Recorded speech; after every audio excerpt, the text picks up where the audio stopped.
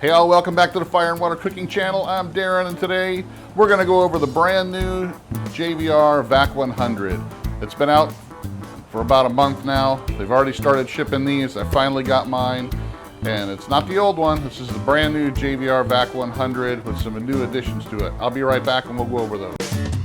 Smoking, grilling, getting hot and hotter, sous vide and chilling from Fire and Water.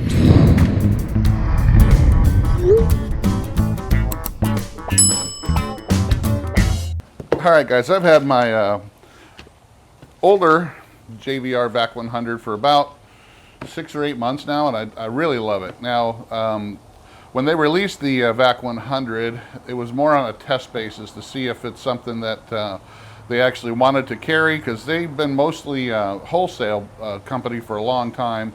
They wanted to get their fingers into the retail side, and they decided to go with a really high quality chamber sealer with the Vac100. When they started selling it, became really popular right out of the chute, but they decided there was a couple things they wanted to make some changes to the unit itself to make it a little easier for the end user to navigate and control. So we're going to go over that. One of the things I want to let you know is that the box that it comes in now is a lot better than the original one came in. The original one came in, it was a decent box and it came in well packed, but this one just seems to be a lot thicker corrugated cardboard. It's got a nice, real stable top on it. It comes with straps. I already took the straps off, but it was strapped really, really strong with some really heavy duty straps. And this came FedEx, and usually I have an issue with FedEx because just about everything that comes that's larger with FedEx with me tends to come pretty banged up, including the Camp Chef grill I got, the Kamado Joe kettle grill. A lot of the stuff that comes that's larger, that's FedEx, they just destroy it. But this actually came, you can tell, it's the box is in really, really good shape. You can barely even tell that it was actually shipped, but there's a couple little marks on it, but absolutely perfect. I'm going to go ahead and get this out of the box. I'm not going to waste your time with me unboxing it. It's just in a box. We're going to go over what the differences are and the changes are in this particular unit. The overall design is pretty much the same, and you're going to see that, but we are going to touch on some of the differences. So I'll be right back. All right, guys, I just pulled it out of the box, and pretty much this is how you pull it out. I mean, everything is inside the chamber sealer. There's really not a lot of stuff outside of the box. It sits in there with the styrofoam and the protective covers for the glass and all that. Just take that off and it lifts right out, and then you got everything inside the unit. First off, just make sure you understand there's no oil in the vacuum pump. They do give you a little bit of oil to fill it up with. Make sure you fill a pump with oil before you run this. It's very important. This is an oil pump. Oil pumps are superior to dry pumps, so just make sure you fill the pump with oil. It's very easy to do. It walks you through it in the manual as well. So it does come with different bags here. Yeah, it's got a little mixture of 3 mil and 4 mil. The 8x10s are 4 mil. All right, so the bags come in there. They even give you a little some kind of mouse pad type thing here. Have to look up and see what this actually is for, but just a little kind of a foam pad here. All right, then it's got a bag with some of your accessories in it. This is your canister hose here. It's got an Allen wrench in there for for taking this down so you can break it down to change the oil and all that. It's got your wine stopper in here. It's got a backup heat strip here for the seal bar, and it's got your warranty and your manual in here as well. All right. It's got your power cable. This is your replacement Teflon for your seal bar. Goes along with that heat strip. Here's your oil, and it has 2 spacers in here so that you can fill this up and take out some of the air instead of having it pull all the air from the whole unit. If you got smaller bags, you can put these spacers in there to create more of a vacuum. So it's less time that the vacuum pump needs to actually pump out all the air from this. All right, it's a little windy here today, guys. That's why stuff's starting to fall around. So let me move this around a little bit. This all over here. And that's it. Everything else is the same. The chamber size is the same as the old model. The height, width, weight is all pretty much the same. The only things they really changed were the label here on the front. They got a different logo, kind of made it a little bit better. The strip here on the front with your controls, just a little bit different fonts and pictures. So nothing really changed as far as that goes. Operation-wise, there's some few changes, and we're going to go over those in a minute. So let me go ahead and get this plugged in and turned on, and I'll be right back. All right, guys, so one of the things that the new Vac100 has is a clean pump function, which is setting number 9 in your presets. And what that does is actually tries to get most of the moisture out of the oil. So I suggest that you actually run that at least once every month or so, especially if you're doing a lot of moisture or moist things in your bags and vacuum sealing that. That's going to help you out considerably, saving the life of your pump. Also, it also has bag inflate time has been hard coded in there. You used to be able to adjust that, but they found that there's really no need to adjust that. But you still have up to 9 settings. You can do customized seal bar and vacuum times as well, and you can set those so that you can have those built into the program. Also, now you have the ability to skip to the next step.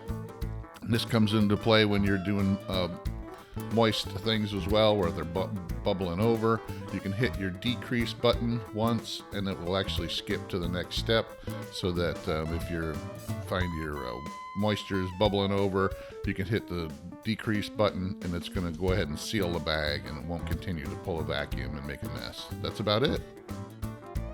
All right, guys, I'm going to show you here how to fill the oil. You do get enough oil to fill the pump up. They might have a little bit left over. Make sure when you fill the oil, you follow the directions in the book and do not go past the max fill line. It's going to only look like it's halfway full, but you don't want this thing full of oil because it can start coming out inside the chamber. So just make sure you fill it just to the max, and that's it. It's really simple to do. Just follow the instructions. All right, guys, I'm going to demonstrate a couple new features here on the Vac100. And just so you can see just how they work. One of the things is going to be the new function of where I can actually skip ahead if I'm vacuum sealing something, and let's say it's boiling over because it's liquid, and I want to stop it from doing that. Stop the vacuum and then have it to go ahead and seal the bag. We're going to show you how to do that, and I'm going to go ahead and just use one of my regular chamber sealer bags. We'll use this right here, and go ahead and turn it on. And it's pretty simple. Once you get your bag in your product, make sure it's lined up right on the seal bar. Just go ahead and close it down. And once it starts going, like I said, if it's going and it's vacuuming but it's starting to boil over, all you have to do is hit the decrease button, and it stops what it's doing. It'll go ahead and seal the bag, and then you're done. So right there, you see it didn't vacuum seal it all the way because I stopped it in the middle of the process, but it did seal it up. So you can do that with if you got a lot of moisture in the bag and all that. All right, let's try just a regular cycle real quick. I'll be right back. All right, guys, let's just do a regular cycle real quick. Same thing, same product, same type of bag. Just make sure it's in there right. Just make sure it's right over your seal bar, ready to go. Just go ahead and close it. Automatically starts suctioning out all the air. We're just going to let it run till all the air is out, and it'll go ahead and process. Runs fairly quick. I got this set up for 25 seconds, I believe. It's very quiet. If you hear Not a whole lot of noise.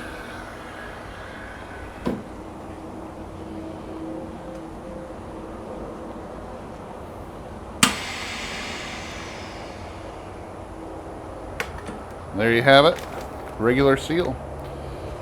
All right, guys, now I'm going to show you this new product that JVR has come out with. It works really well with your JVR Vac100, and it is the canister here for doing mason jars and bigger items. So you can also do marinating and stuff in this canister. But the main point of this is that actually, you know, since this is such a narrow or not very deep vacuum chamber, you know, it's hard to fit full-size mason jars in there. You really couldn't do anything with it. You'd have to use the really small ones. But when you use this canister, it makes it a lot easier. You can do up to, I think, four or five mason jars in this canister. And it's pretty simple, just a big pot-like thing, and then you got your top has got silicone around it, which actually will form the seal so that it vacuums inside the container. And then you got your little valve here on top that goes open or close. And it's really simple. I'm going to show you how to use that. We're just going to go ahead. I don't want this to close. We're just going to go ahead and take our mason jar, which I've got loose right now. And you're going to want to put your lid on so that it's going to be able to seal. You don't want to tighten it down all the way. You just kind of want to get it under where it's just kind of sitting on there, so it still allows some of the air to come out of the container. We'll go ahead and put this on top. Just make sure that it's on there fairly even. Make sure the valve is open. Go ahead and open your lid, and you're going to put this right here on your where the vacuum section is, and just hit pump. We're just going to let this run the cycle where it sucks all the air out of the canister. And that's also going to suck all the air out of your mason jar. Once your pump stops, you can go ahead and close your valve here and then remove this. Just kind of let it sit there for a second to make sure you got a tight vacuum here. And you can go ahead and undo that. You can hear the air coming out of the canister. And then it should pop right off. There you go. You can take your mason jar out and just tighten it down. And there you go. You sealed your mason jar. And you can tell it's got the little dimple that's in there. So it is all sealed. No more air in there. It's ready to go. Check this out, guys. You can buy them as a package. This, I think, right now is under $100 for this. And if you do a lot of canning or, you know, putting stuff in mason jars or any kind of marinating, you can use this with that as well. Go ahead and check it out. All right, guys, I'll be back. All right, guys, well, thanks again for watching. Make sure you check out the Vac100, and if you use the link below, use the code FIRE and WATER when you at the checkout. You're going to be able to get $100 off your purchase, and you're going to have a very strong commercial quality vacuum chamber sealer for your home. It's going to last you a long time. The strong vacuum pump, that's an oil-based pump, all these different settings and everything that it has. It's really one of the most amazing vacuum sealers I've ever seen out there in this price range. Thanks for watching. I'll see you again on the next Fire and Water Cooking video. Make sure you check out our Fire and Water Cooking podcast.